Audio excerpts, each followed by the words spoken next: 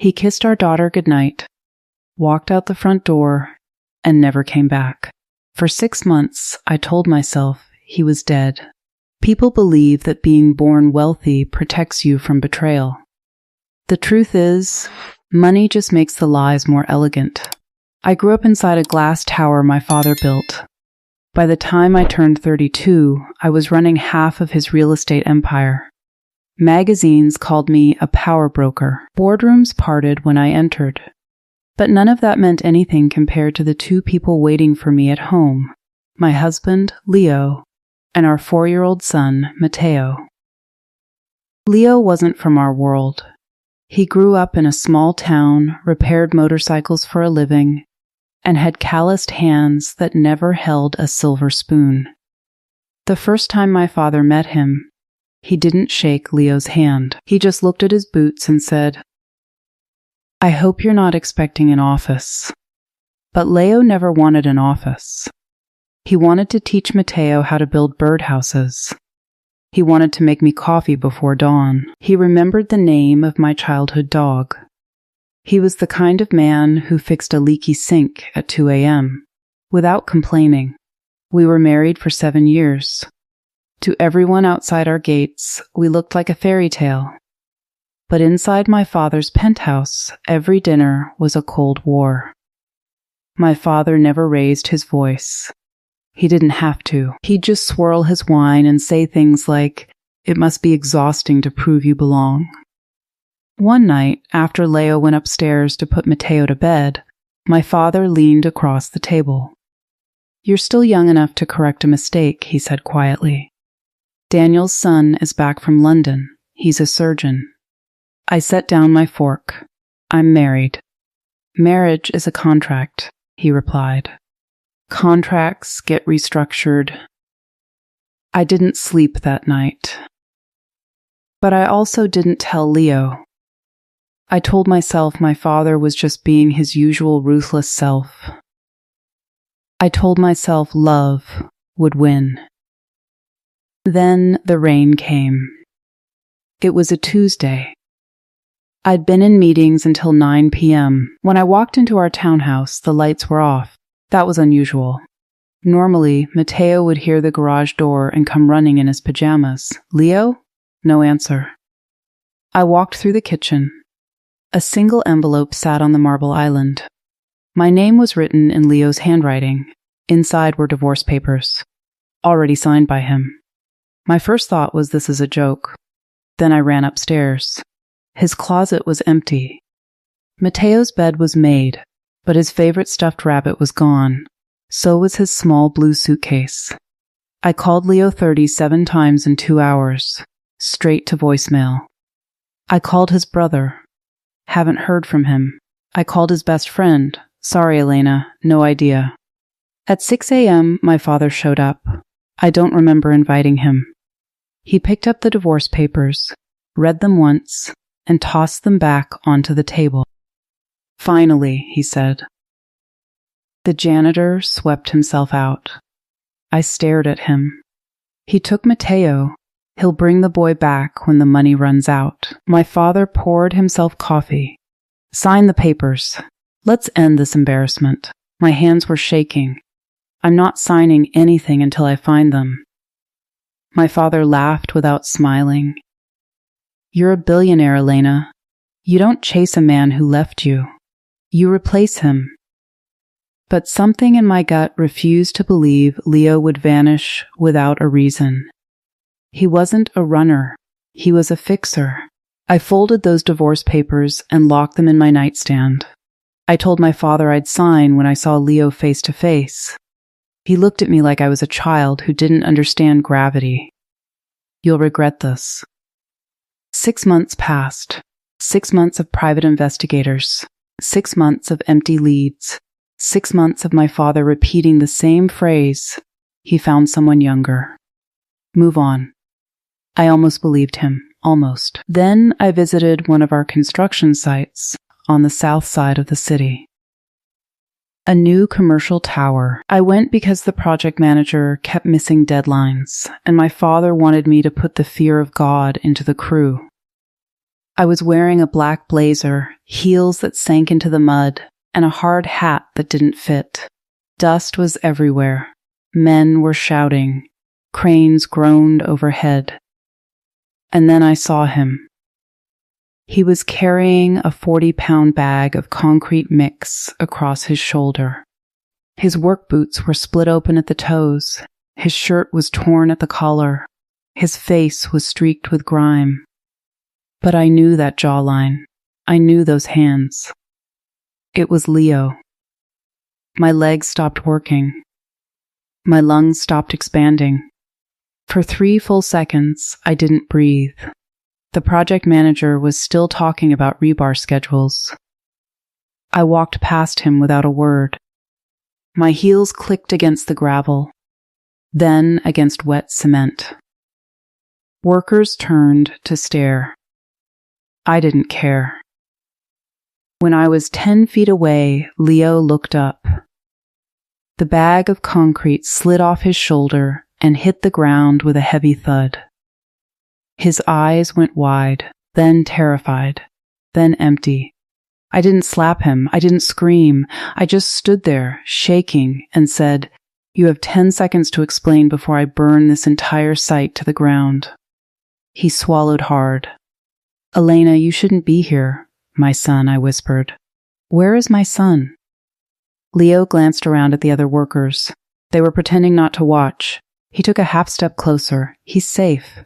With my sister in Oregon. He asks about you every night." Tears burned my eyes. "Then why? Why did you leave divorce papers? Why didn't you just talk to me?" Leo's face cracked. For the first time in 6 months, I saw fear in his eyes. Not fear of me. Fear of what he was about to say. "Your father came to see me," he said quietly, "the night before I left. He didn't come alone." My blood went cold. "What do you mean, not alone?" "He brought 2 men. Big men. They stood behind him like bodyguards." Leo's voice dropped. "He told me I had 48 hours to disappear. He said if I didn't sign the divorce papers and take Matteo somewhere far away, he would make sure Matteo had an accident." The world tilted. "No, that's not." "He named the school Matteo goes to, Elena. He knew the teacher's name. He knew the route you drive every morning." Leo's hands were shaking now. He said, "You're a stain on my family's name. Stains get removed." I couldn't breathe. My father, the man who taught me how to ride a bike, who held my hand at my mother's funeral, threatened to kill his own grandson.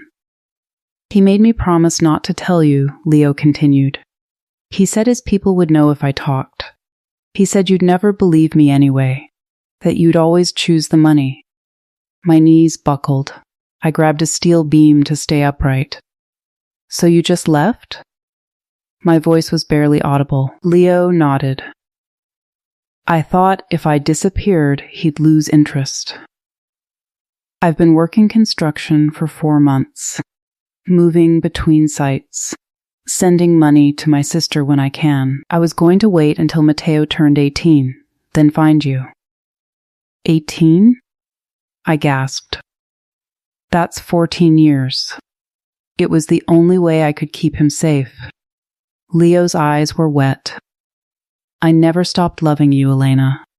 Not for 1 second." I stood there in the dust and noise and felt something inside me snap. Not break. Snap into place. All the confusion, all the grief, all the nights I cried into my pillow, it hardened into something sharp. I took Leo's dirty hand. "You're coming home tonight," he shook his head. "If your father finds out, let him find out." I squeezed his fingers. "I'm not my father's daughter anymore. I'm Matteo's mother, and I'm your wife." That night, I made 3 phone calls. The first was to Leo's sister. I heard Matteo's voice on the phone for the first time in half a year. "Mama? When are you coming to get me?" I told him Daddy would bring him home in 2 days. The second phone call was to my lawyer. I asked her to freeze every joint account I had with my father. The third phone call was to my father's head of security, a man named Victor who'd worked for our family for 20 years. I said, "If you ever took an order from my father involving harm to my son, you have 12 hours to leave the country before I ruin you completely." He left that same night. 1 week later, my father hosted a gala at his estate. 300 guests, crystal chandeliers, champagne towers. He loved these events. They made him feel like a king. I arrived alone. No Leo, no Matteo yet. I wore a red dress my father had bought me 3 years ago. He saw me walk in and smiled like everything was fine. "Elena," he said, kissing both my cheeks. "You look healthy again. I heard you finally stopped chasing ghosts." I smiled back. I found what I was looking for. His smile faltered for a fraction of a second. Then he turned to the crowd and raised his glass. "Everyone, thank you for coming. Tonight we celebrate not just our family's success, but our family's future." I stepped onto the small stage beside him. He looked surprised but pleased. "My daughter has something to say," he announced. The room went quiet. I looked out at 300 faces. Bankers, politicians, old friends, my father's business partners. Then I turned to him. "6 months ago," I said, "my husband disappeared. You told everyone he ran off with another woman." My father's smile became a thin line. "Elena, this isn't the time. You threatened to kill our son if Leo didn't leave." My voice carried to every corner of the room. "You sent 2 men to his home. You told him Matteo would have an accident at school." The silence was absolute. A woman dropped her wine glass. It shattered on the marble floor. My father's face turned red. "That's a lie. She's been unstable since her husband abandoned her." He grabbed my elbow. Hard. "We're done here." I didn't move. "Let go of me, or I'll play the recording." His grip loosened instantly. I saw the calculation behind his eyes. He didn't know if I was bluffing. That uncertainty was my opening.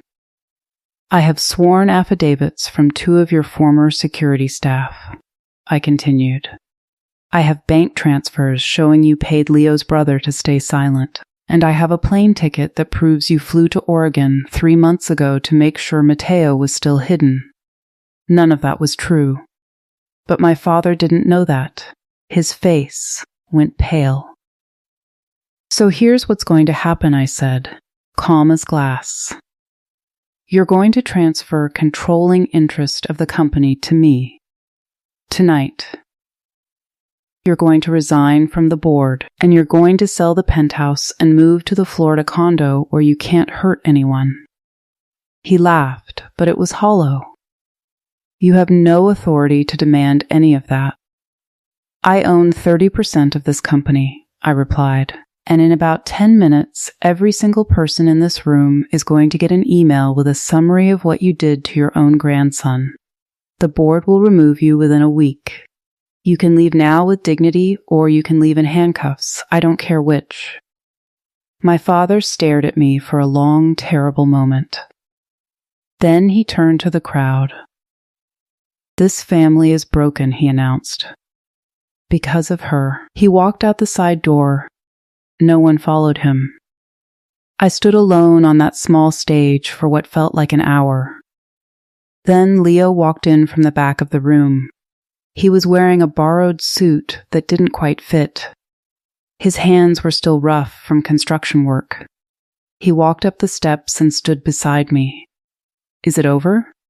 he asked quietly. I looked out at the room. Some people were crying, some were whispering. One old banker came forward and shook my hand. "Your father was a tyrant," he said.